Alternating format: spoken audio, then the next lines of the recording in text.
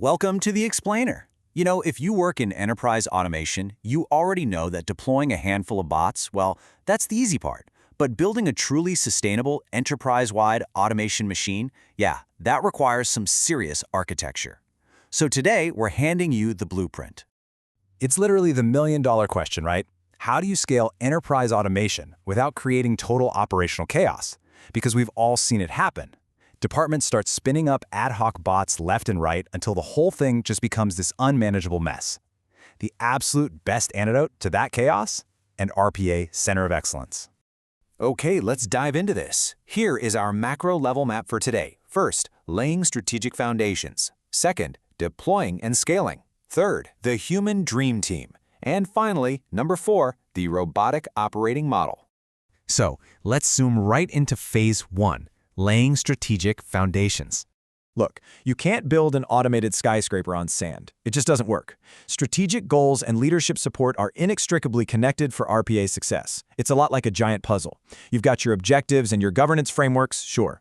But anchoring the entire thing together is executive sponsorship. If that anchor fails, the whole initiative falls apart before it even gets off the ground.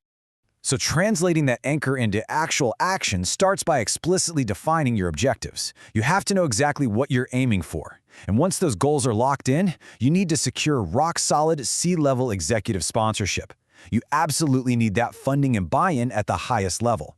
Finally, you establish strict governance frameworks, because without rules, your RPA rollout's going to turn into the Wild West real fast.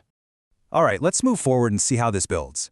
Now that we have that executive backing secured, we basically need to install the IT plumbing for our automated skyscraper. This initial setup phase is all about laying down the right infrastructure and making the right tool selections.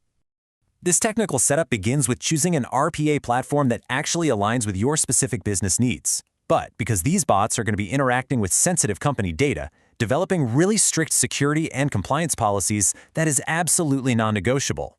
From there, your IT support system has to be fully prepped and ready to handle the weight of these massive new initiatives.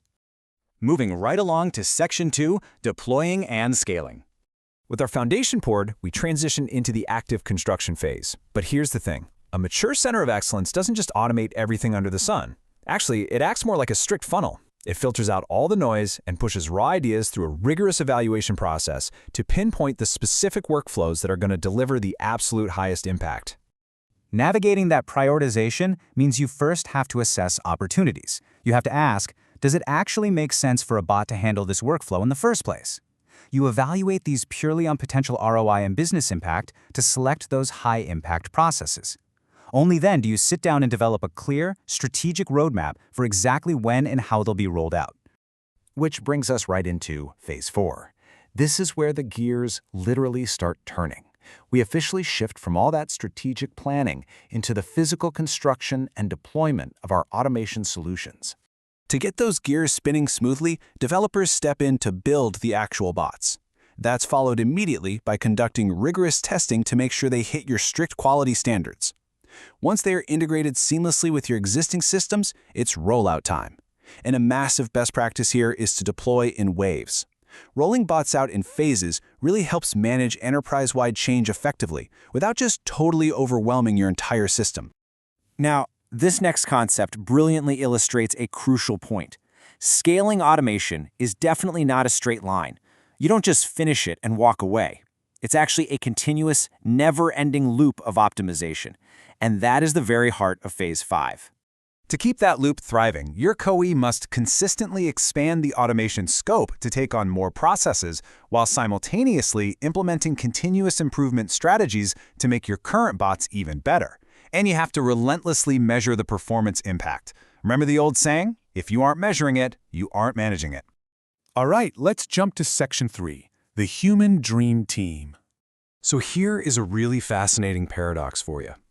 Building a highly successful robotic workforce actually requires an intense, highly structured degree of human coordination.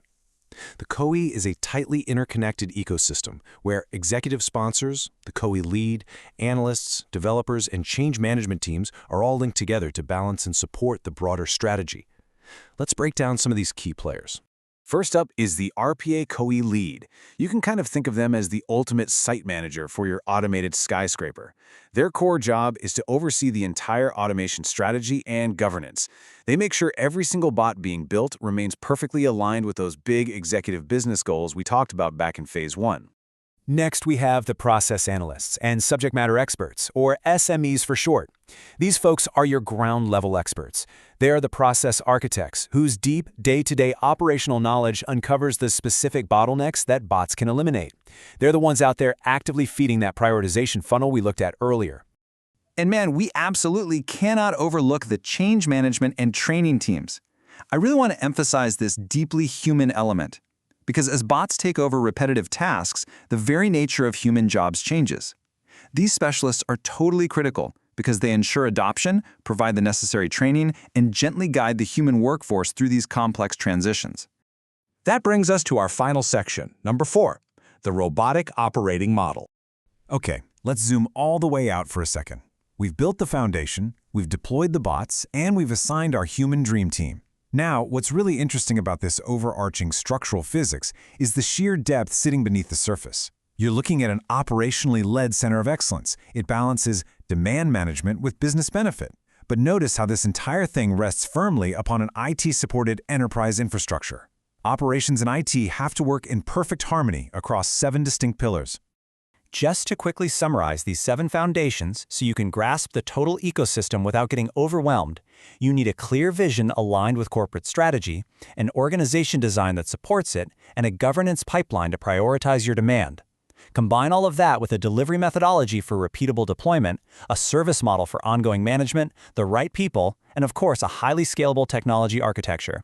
That is the whole shebang. So the absolutely crucial takeaway here is this. Building a center of excellence is not just some one-off IT project. It is a fundamental transformation of how your entire enterprise operates.